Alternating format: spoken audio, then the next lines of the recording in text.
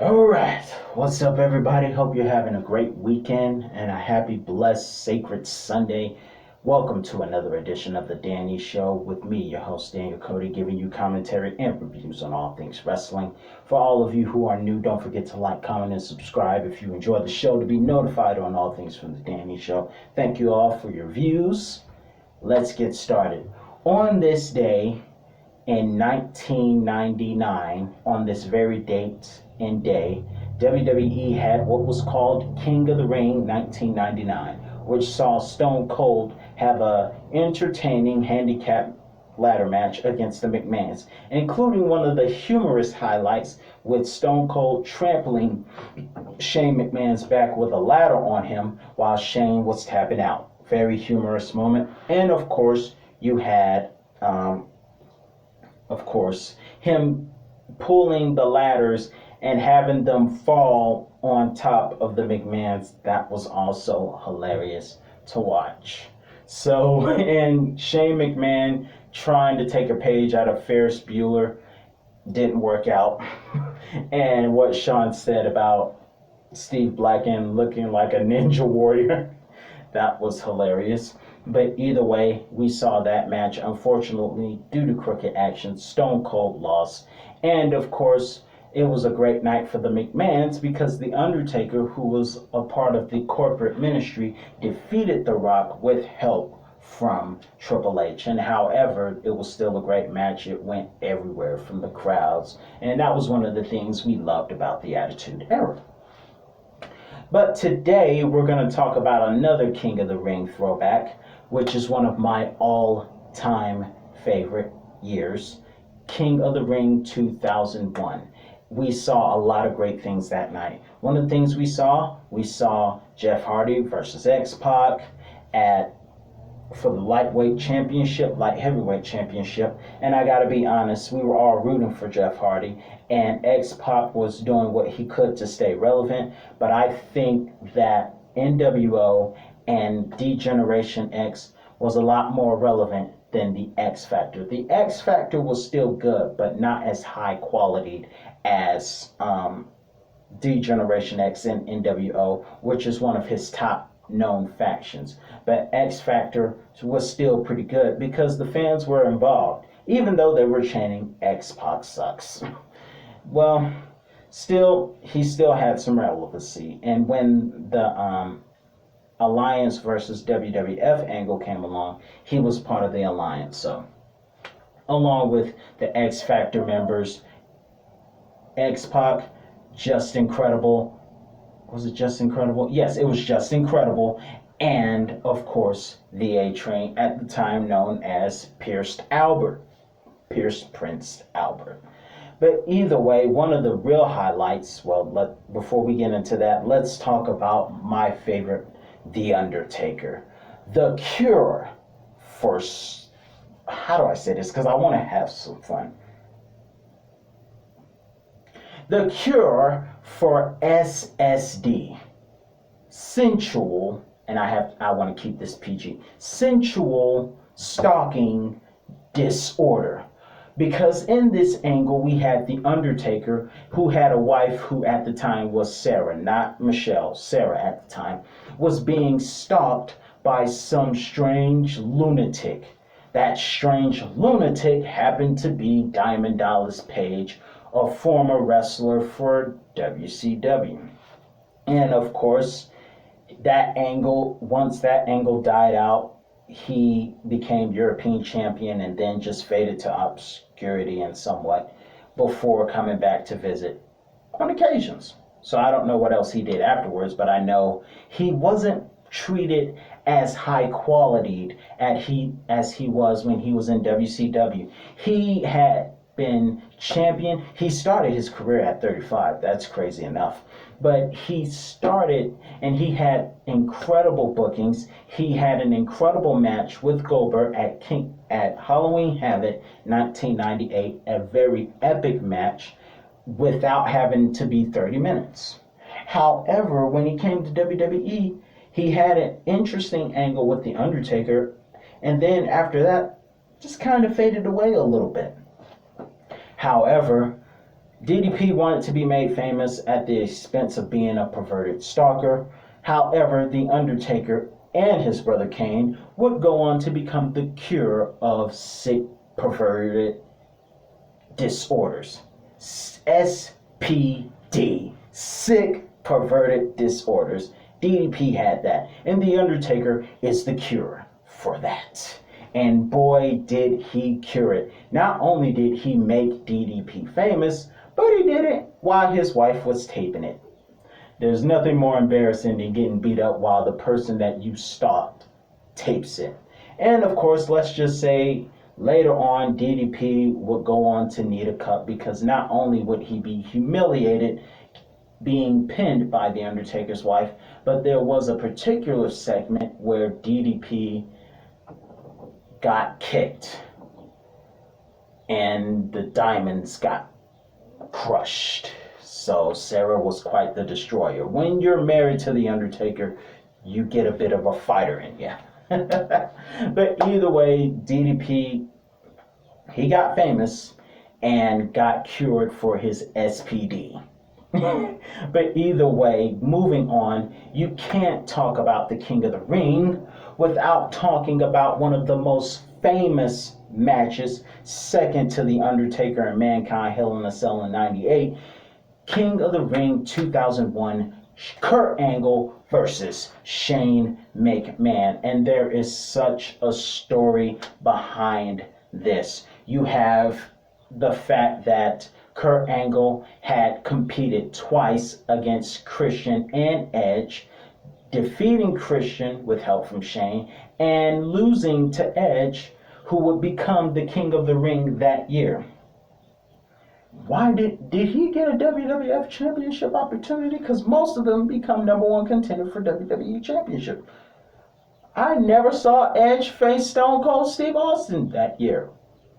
But he did become Intercontinental Champion later on that year. And he got his main event push in 2002. So, okay, I'll let you have that one. But either way, we saw Kurt had been busy 2 nights. Shane had been busy 1 match. But it was one of the most talked about matches ever. And I had to watch it. It was an amazing match. And I have to say, kudos to those wrestlers who gave their bodies to entertain us. Thankfully, not their lives, but their bodies to entertain us all. Kurt Angle broke his tailbone when the vertical suplex was reversed by Shane McMahon on the entranceway. The blows from Kurt Angle in the early part of the match knocked the wind out of Shane McMahon's back.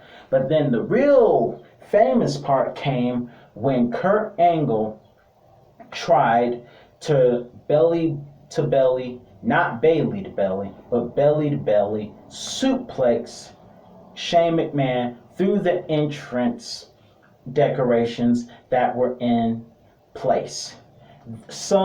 I made a comment recently. For those of you who saw SmackDown, I recently made a comment and I said how it was a miracle that Jimmy Uso was able to recover from a zigzag.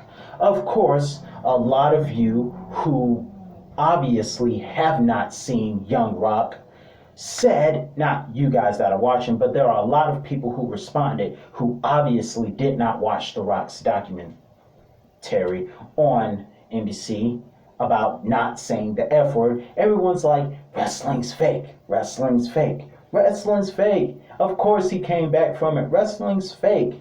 First of all, you broke The Rock's #1 rule, don't say the F word. Secondly, yes, it is entertainment, but the hazards are real, of course. And so, thankfully, Jimmy Uso came back because that zigzag looked like it hurt.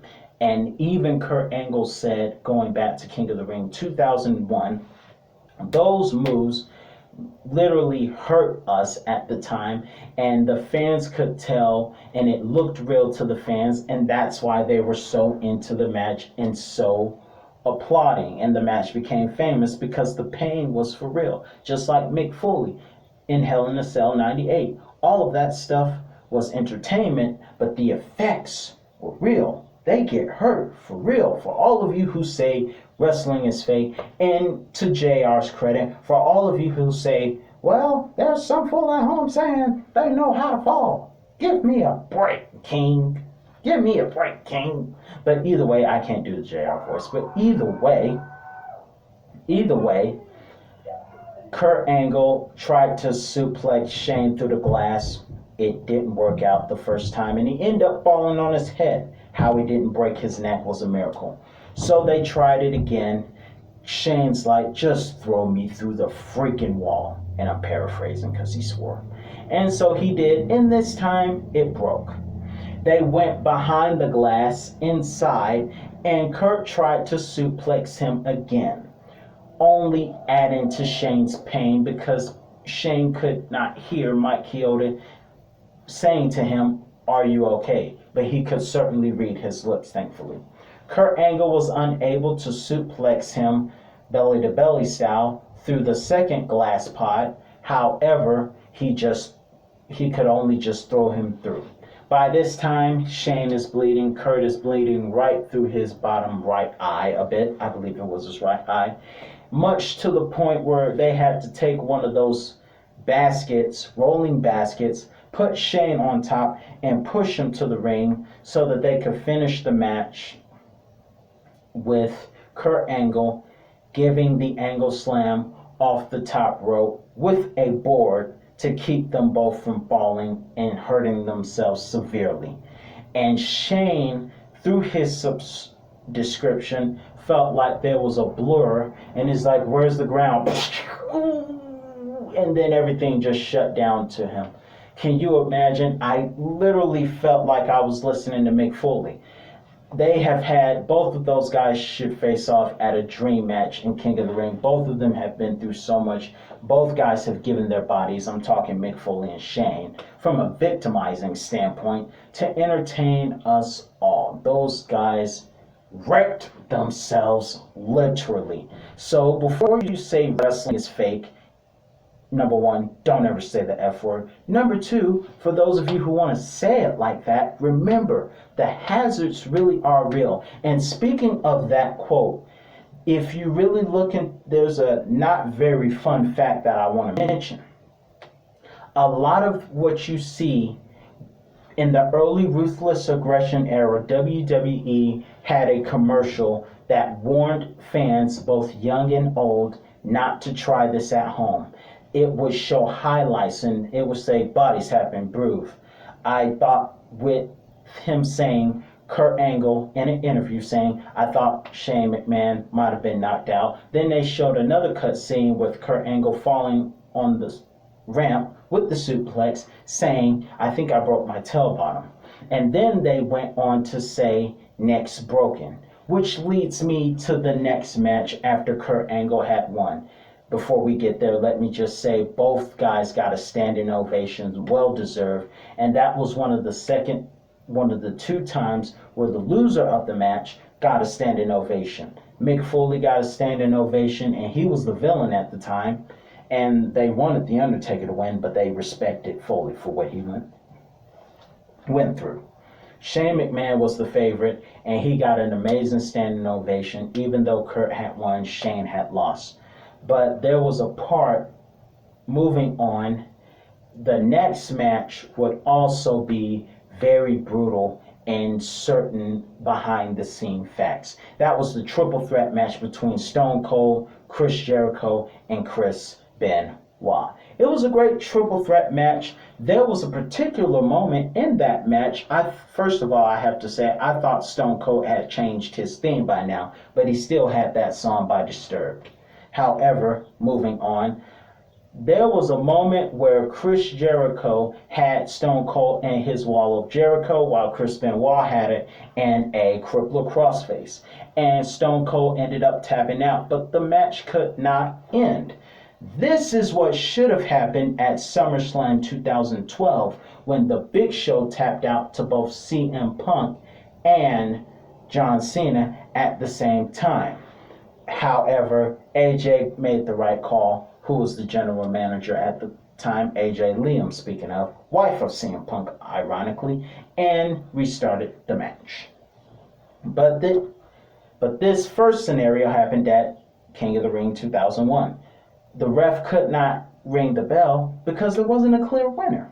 So they continued on and they ended up going against each other, even though Chris Jericho and Chris Benoit, all of them Chris's, were tag team champions and former tag team champions who had went from bitter rivals to good friends and earning each other's respect. But because it was every man for themselves, they ended up going at it at some point, trading chops together one on one. But one of the iconic moments came when Booker T made his debut at King of the Ring, attacking Stone Cold and slamming him through the announce table as a shocking moment near the end of the match. But the tragic moment took place where Chris Jericho gave Chris Benoit a vertical suplex from the top rope. And it took a lot out of Chris Jericho when he delivered it, but because Chris Benoit was the recipient of the suplex, it left him hurt the most. I take that back. I apologize. Chris Benoit delivered the vertical suplex to Chris Jericho. My apologies. However, Stone Cold was able to pin Chris Benoit. The not very fun fact about this is that move right there caused Chris Benoit to have a broken neck. He ruptured a distance and affected his spine column. And so he would have to take time off and have surgery before coming back literally a year later. He was out of action for a full year because he broke his neck delivering that vertical suplex from the top rope on Chris Jericho. And I will say this, at the time and even now, WWE used a lot of their "don't try this at home" from the Ruthless Aggression era, including from early 2002. Most of those highlights from that commercial were inspired by King of the Ring. We know what Kurt Angle and Shane McMahon went through. It's a miracle Shane didn't break his neck. However, Kurt broke his tailbone, and then you have Chris Benoit who broke his neck that same night.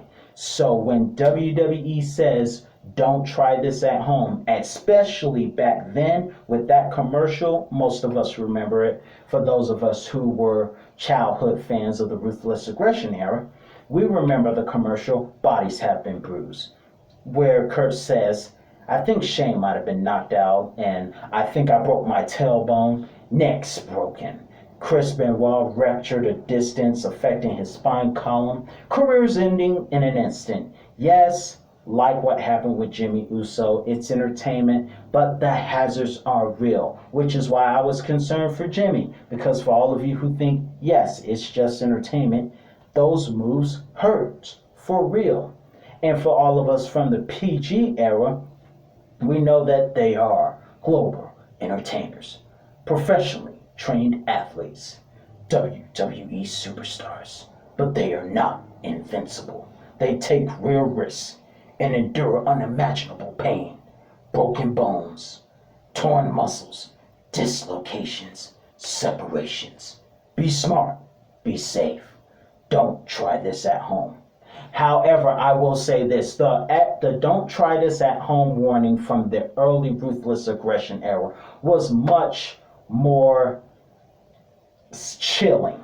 That one was a lot more chilling than the PG era one. The Ruthless Aggression one was much more chilling. It made you really consider, I better not ever do this.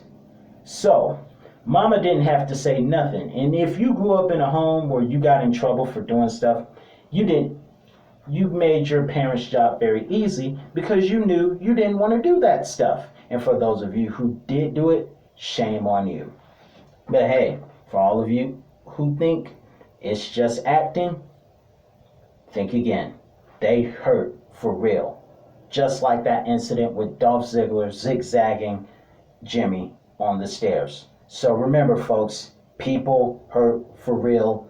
Don't use the F word. And remember, do not try these moves at home because they are very entertaining to watch, but they are very painful to experience. So this has been the Danny Show with Daniel Cody. I'm your host. Hope you guys have a wonderful week and enjoy the rest of your Sunday. Peace out. Stay safe and play smart.